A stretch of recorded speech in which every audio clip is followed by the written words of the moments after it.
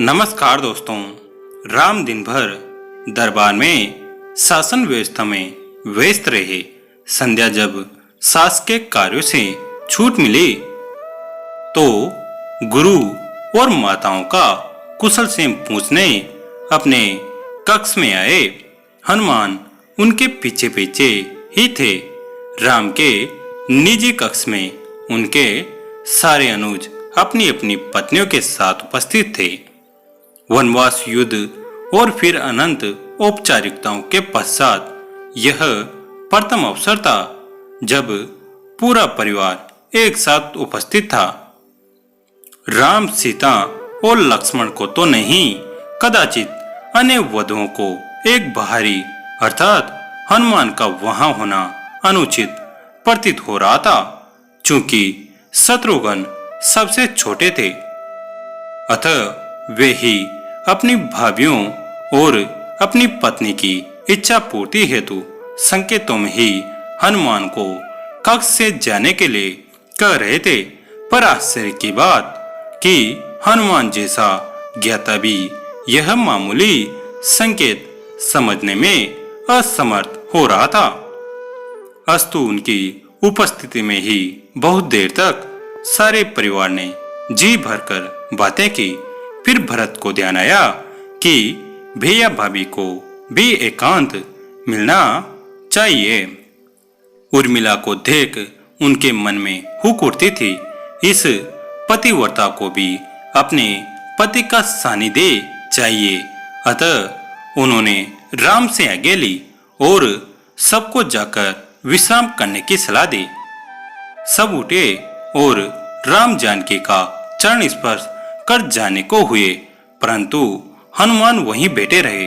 उन्हें देख अन्य सभी उनके उठने की प्रतीक्षा करने लगे कि सब साथ ही निकले बाहर।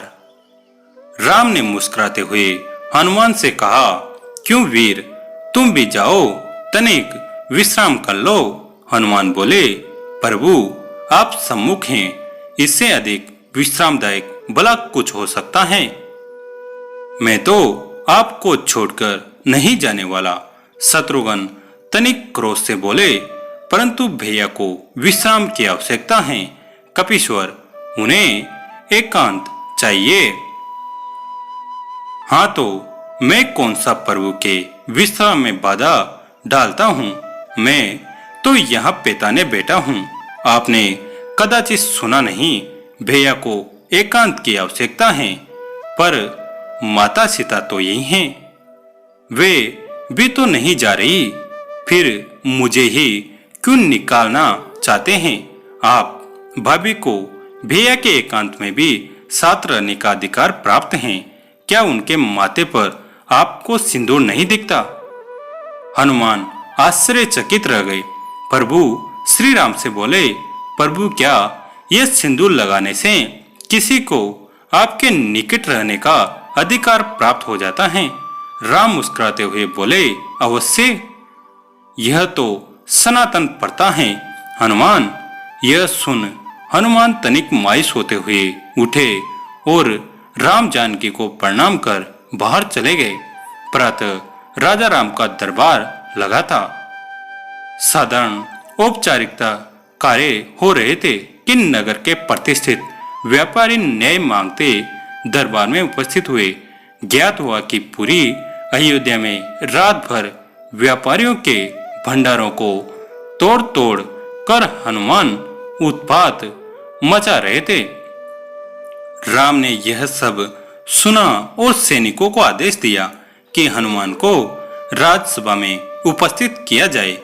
रामाज्ञा का पालन करने सैनिक अभी निकले भी नहीं थे कि केसरिया रंग में रंगे पुते हनुमान अपनी चौड़ी मुस्कान और हाथी जैसी मस्त चाल से चलते हुए सभा में उपस्थित हुए।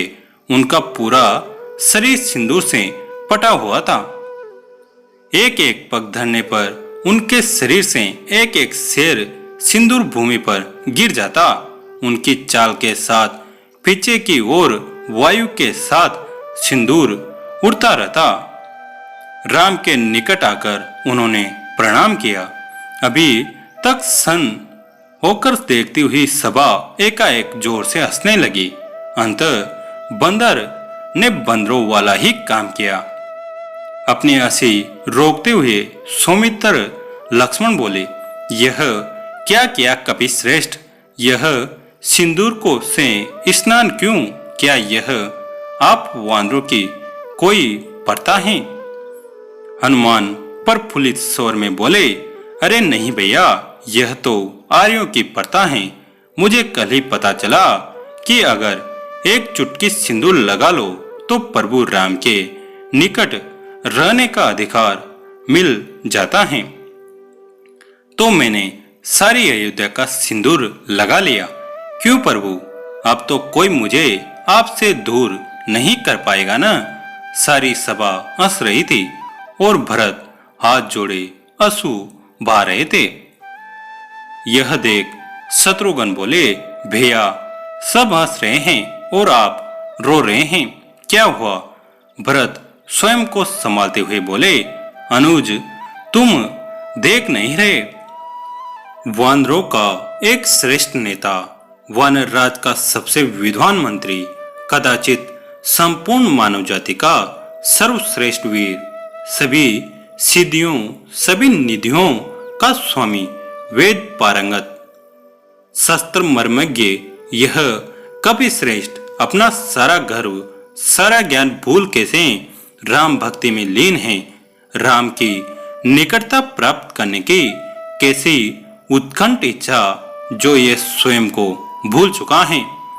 ऐसी भक्ति का वरदान कदाचित ब्रह्मा भी किसी को न दे पाए। मुझ भरत को राम का अनुज मान भले कोई याद कर ले, पर इस भक्त शिरोमणि हनुमान को संसार कभी भूल नहीं पाएगा।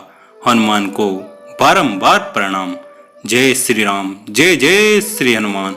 दोस्तों, आपको यह कहानी कैसी लगी कमेंट करके जरूर बताएं। वीडियो को लाइक करें, चैनल को सब्सक्राइब करें। धन्यवाद।